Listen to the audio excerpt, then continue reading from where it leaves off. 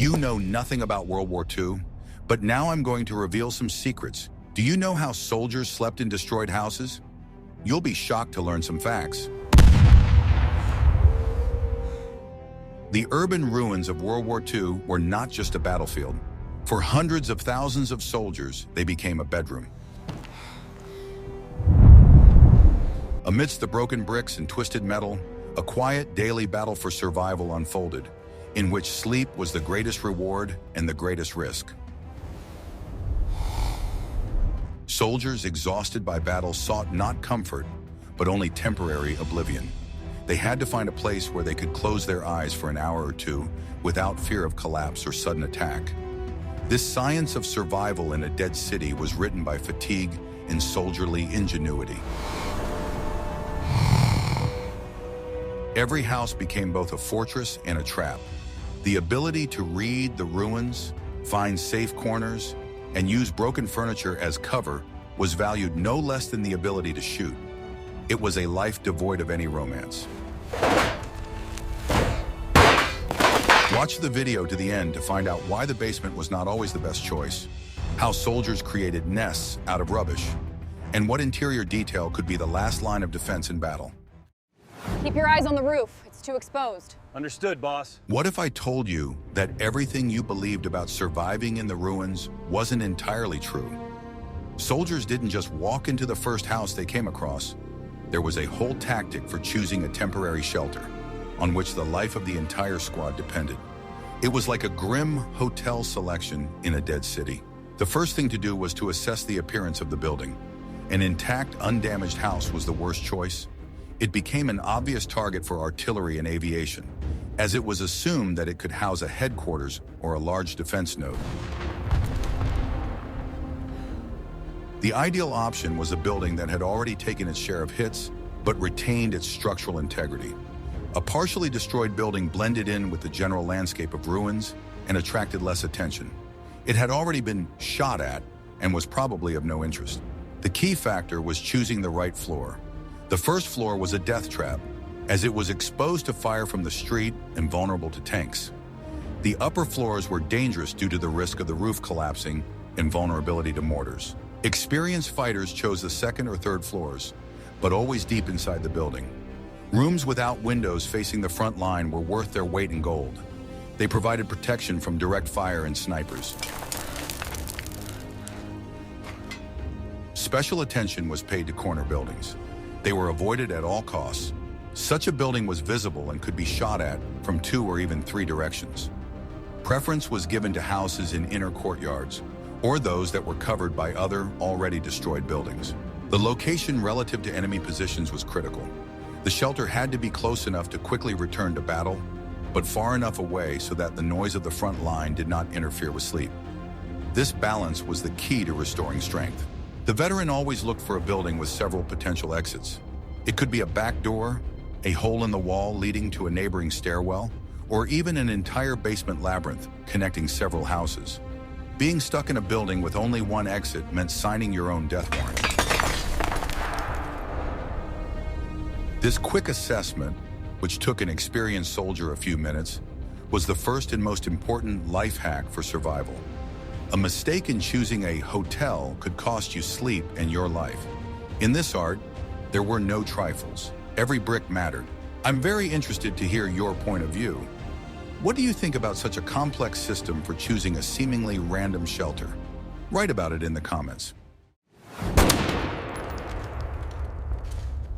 Are you ready to learn the truth about the safest place in a ruined city? At first glance, the basement seemed like the perfect shelter. It was below ground level, providing reliable protection from bullets, shrapnel, and even direct hits from small caliber shells. The thick foundation walls and first floor ceiling gave it the feel of a bunker. The basement provided shelter from mortar fire, which was a real scourge on the upper floors. Psychologically, being underground gave the soldiers a sense of security. It was completely dark here, which was an advantage for camouflage. No accidental light could reveal the position of the unit. In addition, the basements often maintained a constant, albeit low temperature, which was a salvation in severe frost. Soviet soldiers in Stalingrad turned basements into entire interconnected systems. They broke through passages and adjacent foundations, creating underground communications. This allowed them to move between buildings without going above ground and coming under sniper fire. American soldiers in German cities also valued basements for their strength. They became not only bedrooms, but also temporary medical stations or ammunition depots.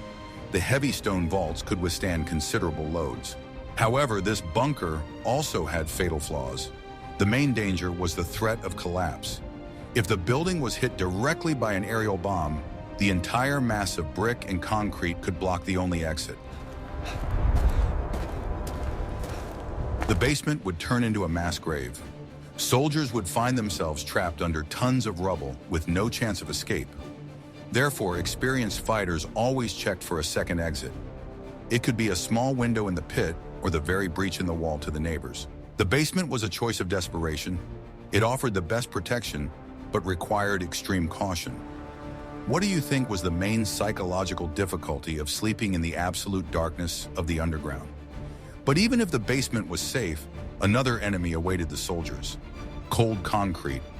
You will find out how they turned stone into a bed in the next chapter. What I am about to show you is banned in 12 countries.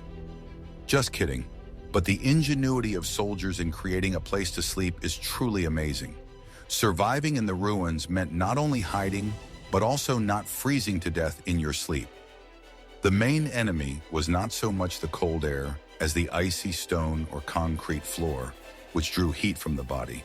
Therefore, the main task was to create a nest, a multi-layered structure that insulated the sleeper from the ground.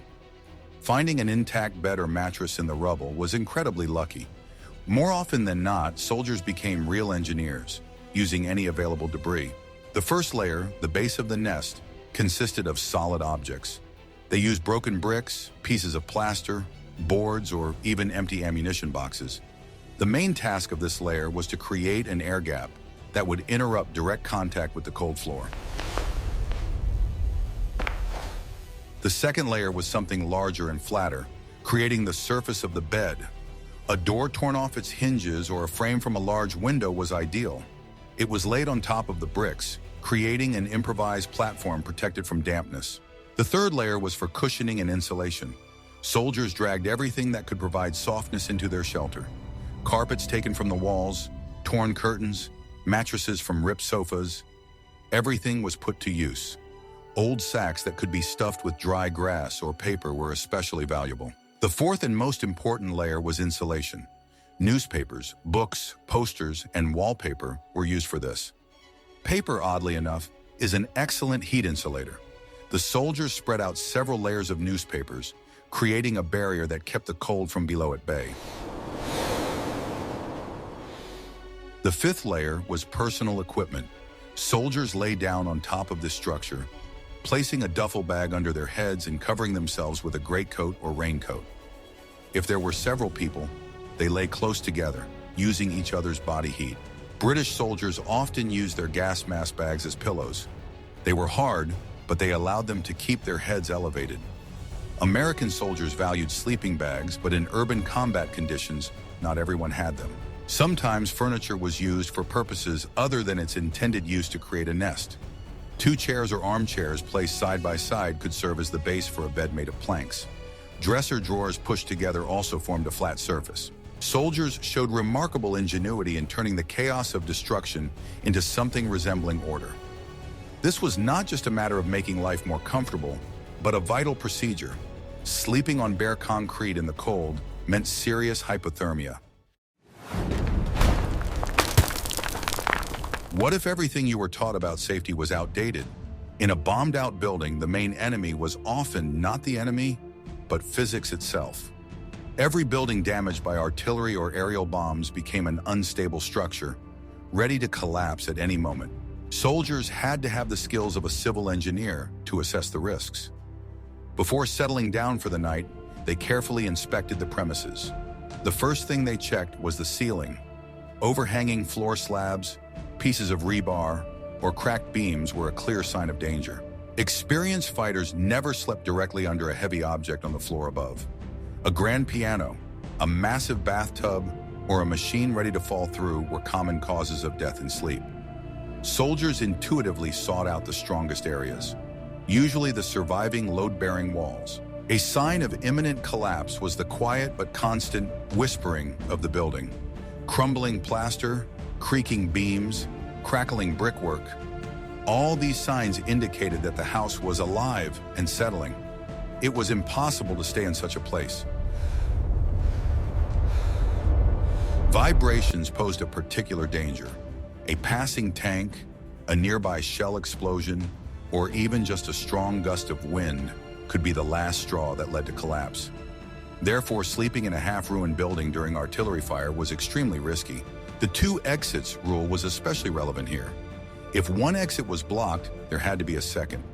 Soldiers often prepared their own escape routes by clearing debris or making holes in thin partitions. Some soldiers resorted to tricks. They set up beacons. They propped a board against a suspicious beam. If the board fell or shifted, it was a signal for immediate evacuation. Sometimes the danger came not from above, but from the side. An outer wall that had lost its connection to the floors could simply fall off entirely, taking part of the floor with it. Therefore, sleeping near the outer walls, especially those facing the street, was a bad idea. Choosing a shelter was only half the battle. Once the building was deemed relatively stable, the second equally important stage began, checking for surprises. The retreating enemy often mined and left traps in the most attractive places to spend the night. Soldiers' paranoia was the best means of survival. The first rule was to touch nothing.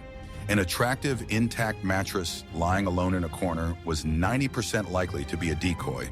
There was almost certainly a grenade hidden underneath it. The room was searched slowly and methodically. The soldiers used bayonets or long sticks to probe suspicious objects from a safe distance. They turned over furniture and checked the space under the floorboards. Special attention was paid to the doors. A tripwire attached to a door handle was a classic mine explosive device. Therefore, the soldiers never opened the doors towards themselves, but tried to knock them down from a distance or use a rope. Window frames and even curtains were checked. Any object that one might want to move to make oneself comfortable could be a trap. This turned the process of preparing for bed into the deadly work of a sapper. German soldiers were known masters at setting such gifts. They used special chemical delayed action detonators that could go off several hours after the soldiers had settled down and relaxed. Even seemingly harmless items, a discarded pack of cigarettes, a flask, or even a can of food, could be booby-trapped. The rule was simple: don't take anything left behind by the enemy. In addition, there was the danger of chemical traps. A broken ampule containing a poisonous substance in the confined space of a basement could incapacitate an entire platoon without a single shot being fired. This constant search for hidden threats required enormous mental strain. Soldiers had to trust only what they had brought with them. Every corner, every shadow in a ruined house seemed hostile. Only after thoroughly checking the premises could the unit allow itself a little rest. But even then, one or two always remained on guard while the others slept. Are you ready for the shocking truth? The most ruthless enemy in the ruined city was not the enemy soldier, but the ordinary cold. It penetrated through broken windows and holes in the walls, turning the stone boxes of houses into icy crypts. Fighting the cold was a priority. The first thing to do was to caulk all the holes. The window openings were the main problem. They were blocked with whatever was at hand. Furniture was used. A massive wardrobe, knocked on its side and moved to the window, became an excellent protection from the wind. It was supplemented with broken doors, boards, and pieces of plywood. All the cracks were carefully sealed. They used rags, old clothes found in the house, or even upholstery torn from sofas. The more airtight the room was, the more heat could be retained. Carpets and curtains taken from the walls were used not only for nests, but also to cover entrances and windows. Thick fabrics significantly reduced drafts. Soldiers created a kind of vestibule at the entrance by hanging several layers of fabric. However, the main source of heat remained the soldiers themselves. They slept huddled close together. It was the simplest and most effective way to keep warm. The soldiers regularly changed places so that those on the edge could move to the center. Overcoats, raincoats, and blankets, if they could be found, were shared. The soldiers covered themselves with whatever they had, creating a common blanket for the entire unit. They never took off their shoes. First, it was unsafe. In case of an alarm, they couldn't waste a second. Second, it would have been almost impossible to put on shoes that had cooled down overnight on swollen feet in the morning. Sleep in such conditions was difficult and intermittent. The cold penetrated to the bone, forcing them to constantly toss and turn and wake up. What do you think was more difficult, enduring the cold or taking the risk and lighting a fire? But even the warmth of the fire carried a deadly danger. In the next chapter, we will learn why a small fire could cost lives. In the icy ruins, fire was synonymous with life. It provided not only warmth, but also the ability to boil water or heat up canned food. However, lighting a fire in a combat zone was a deadly dangerous art. The main problem was exposure. A bright flame in a dark window was an ideal target for a sniper or machine gunner. Even a small glimmer could give away a position and bring a barrage of fire down on the shelter. The second problem was smoke. During the day, a column of smoke rising from the ruins was like an arrow on a map, showing enemy artillery where to fire. Therefore, it was strictly forbidden to build fires using damp wood. Soldiers resorted to incredible tricks to get a safe fire. First, fires were only lit deep inside buildings, in windowless rooms or basements where the light could not escape. They used improvised stoves for heating. British soldiers made Tommy cookers, tin cans filled with sand and soaked in gasoline. They gave off good heat with almost no smoke or light. Soviet soldiers often used standard army bourgeois, but with modifications. The chimney was not led directly to the window, but was laid through several rooms or into a surviving ventilation duct. This allowed the smoke to dissipate and cool down. They used fuel that did not smoke.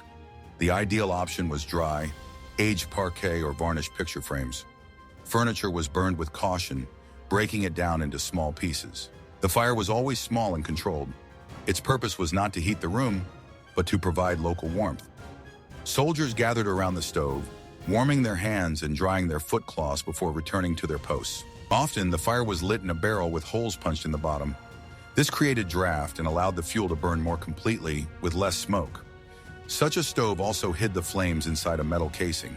Even heating food was a problem. Soldiers used dry alcohol or simply heated cans of stew over the flame of a trench candle. Any flash of light was a risk. It was a constant compromise between the need for warmth and the requirement for camouflage. The price for a few minutes of warmth could be disproportionately high. No one in the ruined city slept properly. Even in the safest basement, by all accounts, sleep was only a temporary and superficial state. Survival required constant vigilance. Sleep in a combat zone was always collective and organized. No one slept at the same time. The unit was divided into shifts. While one half of the fighters rested, the other stood guard. The standard practice was 2 hours of sleep. 2 hours of sleep, 2 hours of wakefulness on guard duty. This exhausting rotation maintained safety, but did not allow the body to fully recover. The soldiers slept with one eye open, reacting instantly to any noise. It was not the deep sleep that comes in peaceful life, but rather a heavy, tense slumber. Any sharp sound, a falling brick, a distant cry, instantly brought everyone to their feet. Weapons were always at hand, literally. Rifles or machine guns were not placed nearby, but under the side or hugged like the most precious possession. Grenades were hung on belts or placed close to hand. They did not take off their equipment. Soldiers slept in full gear, loosening only their belts.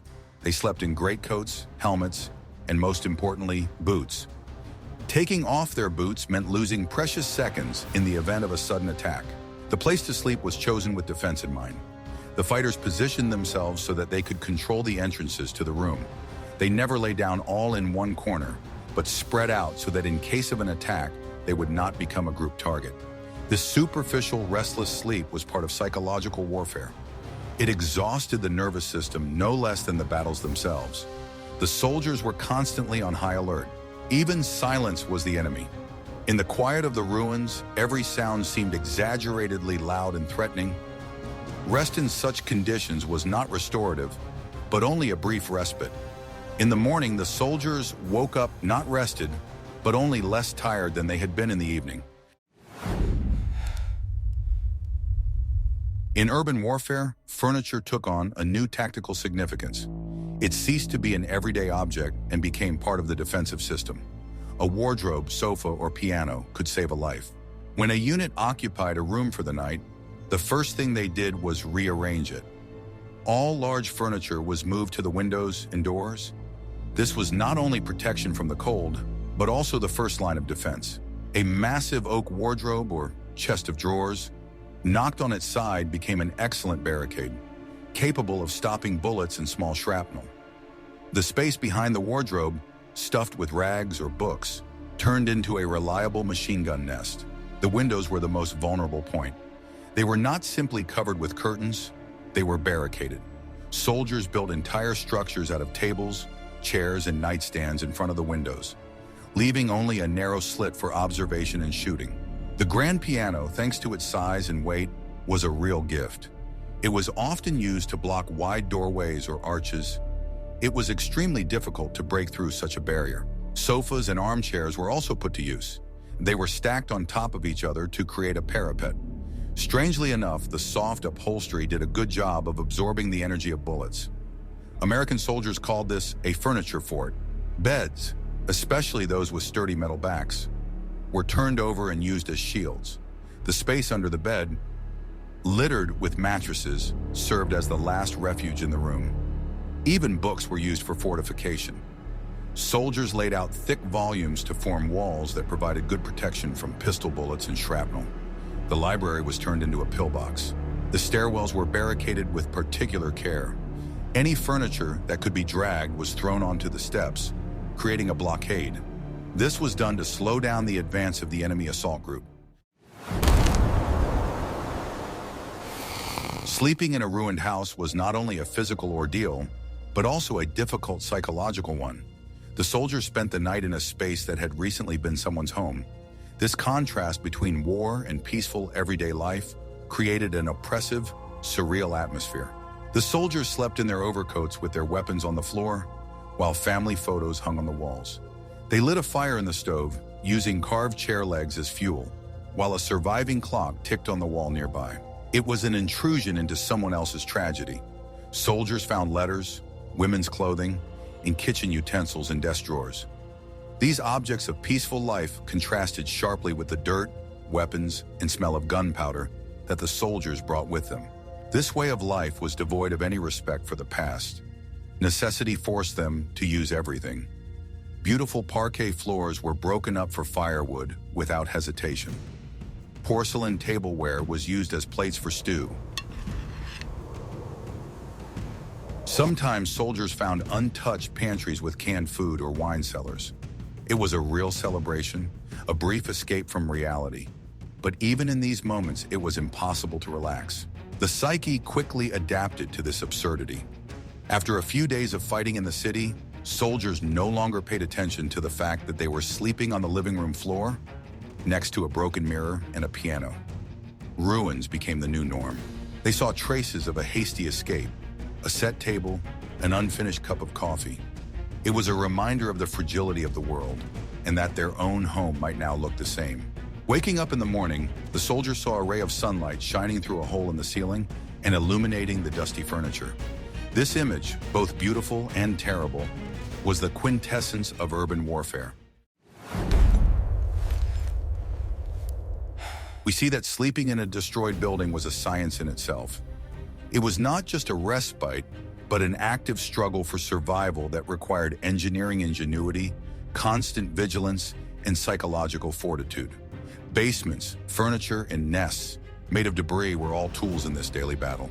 The experience of these soldiers shows how quickly a person can adapt to unimaginable conditions. They turned chaos into a semblance of order and other people's homes into temporary fortresses. It was a harsh existence in which there was no place for heroism in its traditional sense, but there was a constant struggle for survival. What did you find most inventive in the stories about setting up life in the ruins? Suggest topics for future videos that you would like to see on our channel in the comments. And don't forget to subscribe so you don't miss out on new research into soldiers' ingenuity.